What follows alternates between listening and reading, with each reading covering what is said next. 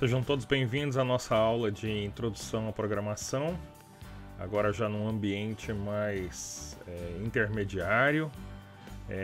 Nessa aula iremos falar um pouco sobre processos de contagem e nessa aula especificamente iremos iniciar um processo especial de contagem utilizando o Fibonacci.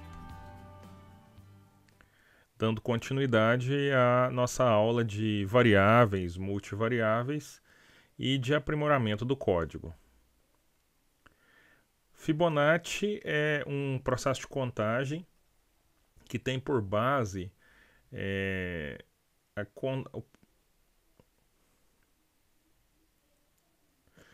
Fibonacci é um processo de contagem que tem por base o crescimento ou nascimento dos coelhos ou dos animais. Leonardo de Fibonacci analisou esses números e chegou a essas proporções de crescimento. Esse número também é conhecido como números áureos. Leonardo da Vinci utilizou desses números para poder fazer os trabalhos de proporção em quadros. Esse número é muito presente na natureza. Como que ele é composto, então? Ele é composto da seguinte forma de contagem. Nós temos o número 1, o número 1 se repete, e a partir de então, o próximo número nós conseguimos a partir da soma dos outros dois anteriores. Ou seja, 1 mais 1, 2, 2 mais 1, 3, 3 mais 2, 5, 5 mais 3, 8, 8 mais 5, 13, 13 mais 8, 21, e assim sucessivamente. Plotando esses números, nós temos aí esse gráfico, esse desenho de Fibonacci. Esse número é tão utilizado porque é possível utilizar Fibonacci para, por exemplo, analisar se é um momento correto ou um momento de ruptura ali para se vender ou comprar ações na bolsa. É possível se fazer o trabalho com fractais utilizando. E provavelmente vocês já devem ter visto esse número também no triângulo de Pascal, onde o somatório desses números dão exatamente o triângulo de Pascal, que foi de onde saiu a somatório aí para Fibonacci. Na verdade, um desmembramento de Fibonacci. Bom, para se desenvolver então um código que gere esse número, nós podemos então utilizar esse seguinte algoritmo. Vamos ver a execução do mesmo? Seguindo o mesmo princípio utilizado nas aulas anteriores, eu copiei o código do nosso Fibonacci aqui e fiz a inserção no meu PyCharm. O que eu fiz extra aqui? Eu fiz simplesmente um modo de imprimir aqui, ó. Utilizei essa estrutura aqui, que até coloquei no slide, para fazer a impressão da nossa estrutura de Fibonacci. Eu vou colocar aqui somente 10 primeiros termos para o algoritmo rodar mais tranquilamente. Estamos chamando aqui o Fibonacci e eu estou colocando um pontinho para que eles fiquem em forma linear, ou seja, para que eu veja numa lista linear, na mesma linha, como se fosse realmente a minha contagem, igual está lá nos slides.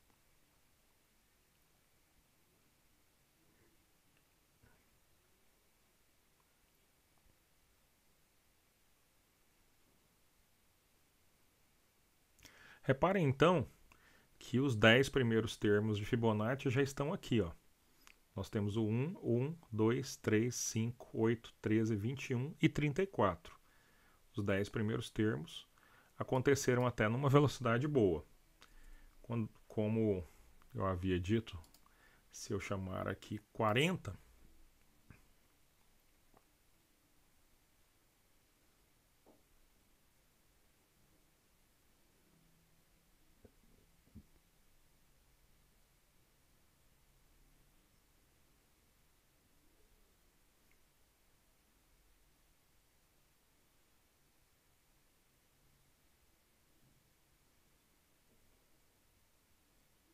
reparem que o programa ainda está em execução aqui, ó.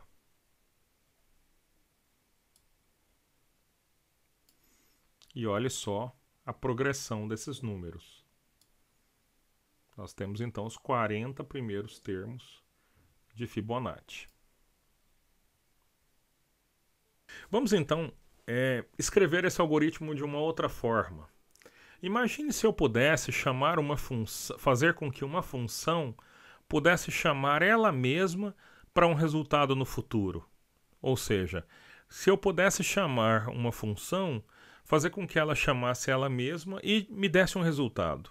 A esse nome, nós damos o nome de chamar uma função ela mesma até um determinado ponto, nós chamamos ela de recursividade. Ou seja, vai ser chamada recursivamente até que uma condição de interrupção aconteça, como se fosse um laço infinito, como se fosse um while infinito, por exemplo.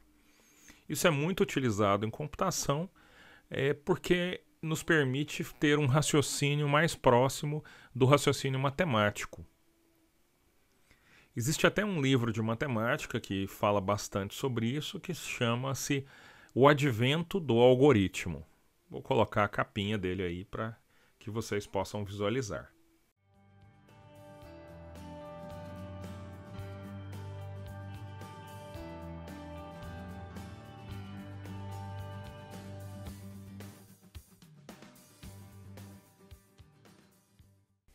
Bem-vindos a um código bem mais específico, ou seja, nós iremos aqui aprender uma funcionalidade de computação chamada recursividade.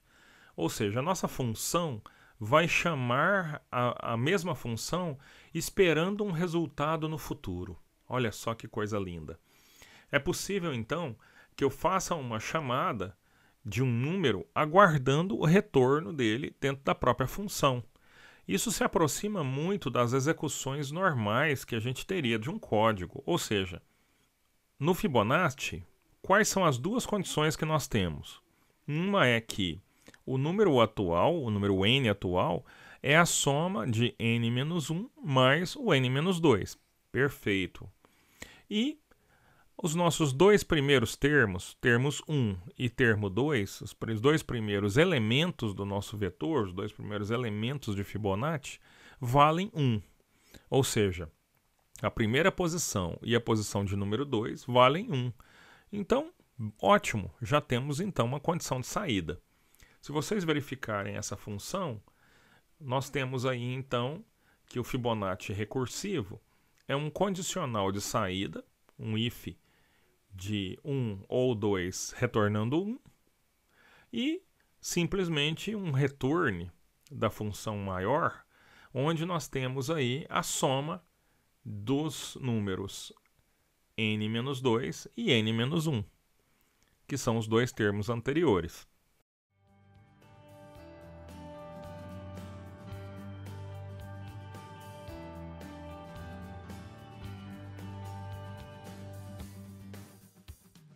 Então, se eu chamar o Fibonacci com o número 6, eu teria então a somatória do Fibonacci 4 mais o Fibonacci 5. Só que eu não tenho esse valor. Então, recursivamente, eu chamo o Fibonacci 4, que é o Fibonacci 3 mais o Fibonacci 2. E o Fibonacci 5, que é o Fibonacci 3 mais o Fibonacci 4. Também não tenho o resultado deles. Chamo novamente. Chamo o Fibonacci 2, que é Fibonacci 0 mais Fibonacci 1. Chamo o Fibonacci 3, que é Fibonacci 1 mais Fibonacci 2. Chamo o Fibonacci 3, que é Fibonacci 1 mais Fibonacci 2. E chamo o Fibonacci 4, que é Fibonacci 2 mais Fibonacci 3. Bom, aqui nós já temos um resultado. No Fibonacci 0 mais Fibonacci 1, nós temos um resultado. 0 não existe, então não vale nada, vale 0. Mas o Fibonacci 1 existe, vale 1.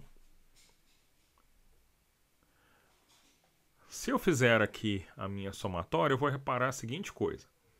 Eu vou reparar que Fibonacci 1 mais Fibonacci 2 vai gerar para mim o número 1, mais o Fibonacci 0 mais Fibonacci 1 vai gerar mais o número 1.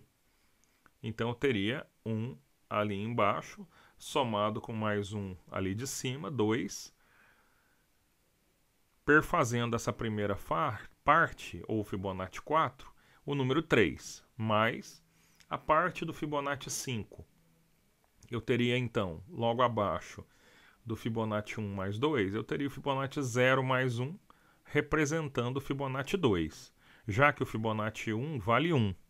Então, eu teria o número 2.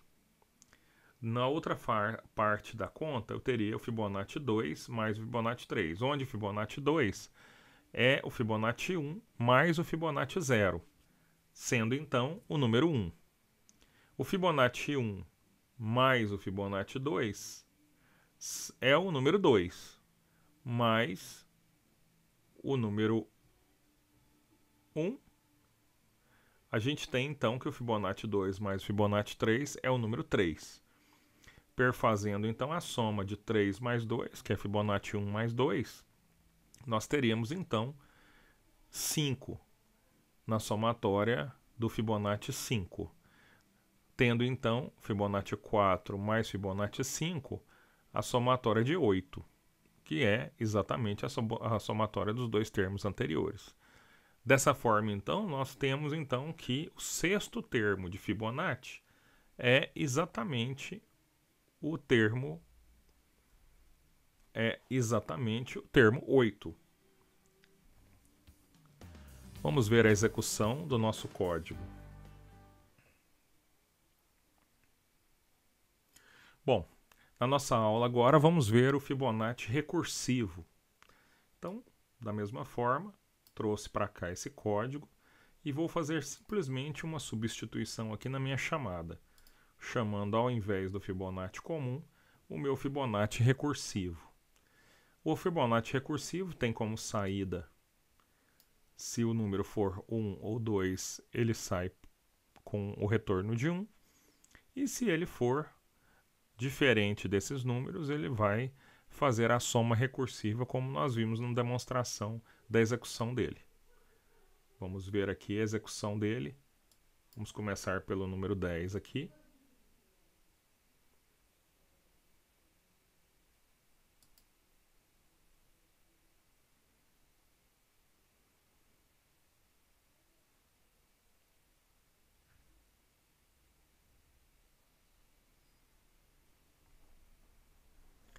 A execução conforme esperado.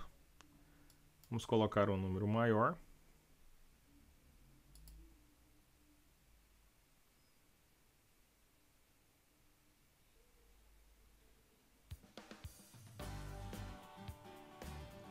Você pode ver ele criando os números lá embaixo e em execução aqui ainda. Ele ainda não terminou, ainda está em execução. Está criando ainda os números lá embaixo. Pode ser que a gente tenha que esperar um pouquinho mais para essa execução, dependendo do tipo de máquina. Então, por isso eu recomendo vocês irem ampliando esse número de forma mais devagar, principalmente nessa estrutura com recursividade. A recursividade também pode provocar uma questão na memória que se chama overflow. O overflow ele acontece quando a gente ultrapassa a quantidade reservada de memórias para se fazer esse empilhamento. Na verdade, todas essas execuções aí do Fibonacci recursivo são como se fosse uma pilha. Ele empilha um resultado e aguarda e vai empilhando as solicitações, aguardando um momento em que se tem a resposta. A partir do momento que se tem a resposta é que volta somando. Ou seja, sobe empilhando as perguntas e retorna desempilhando com a resposta. Isso faz com que a gente tenha aí um consumo grande de memória, e esse consumo grande de memória pode provocar aí travamento no computador e uma série de coisas. Então é possível que realmente alguns computadores possam travar nas execuções grandes de Fibonacci aí. O meu mesmo aqui já está demorando um bom tempo para fazer a execução aí de um range 50.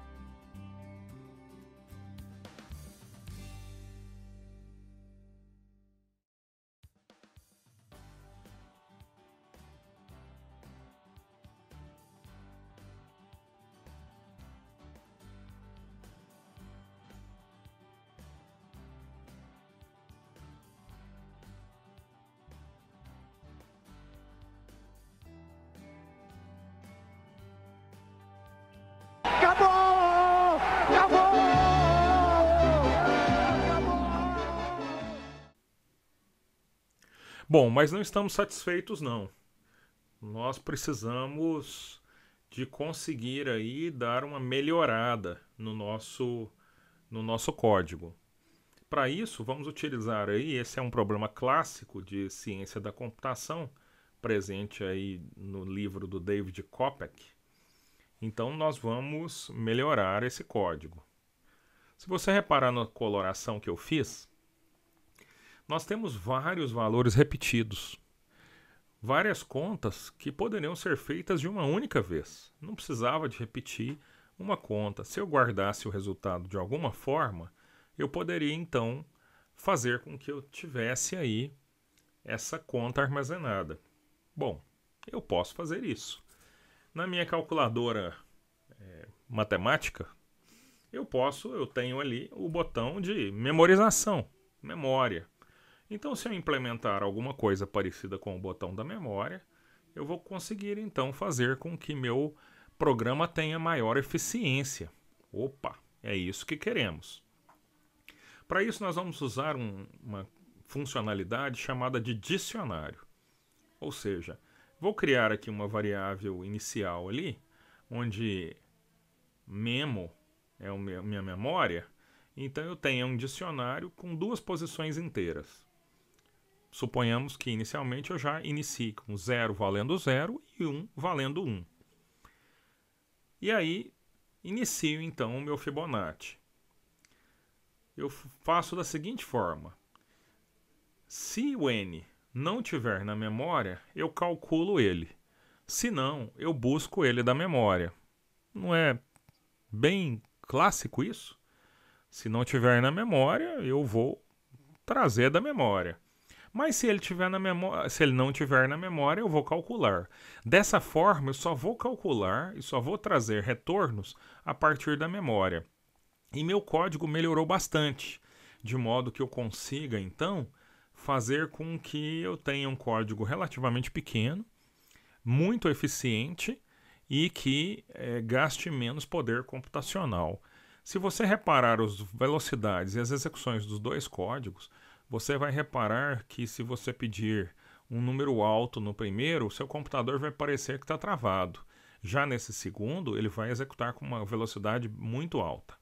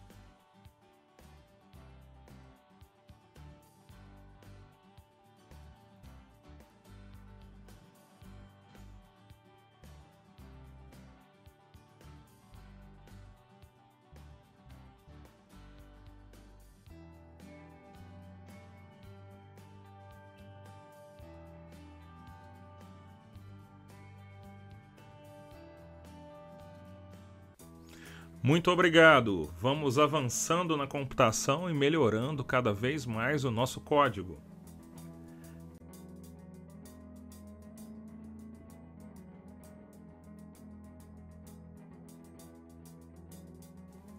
Não deixem de digitar e de executar todos esses códigos dessa aula.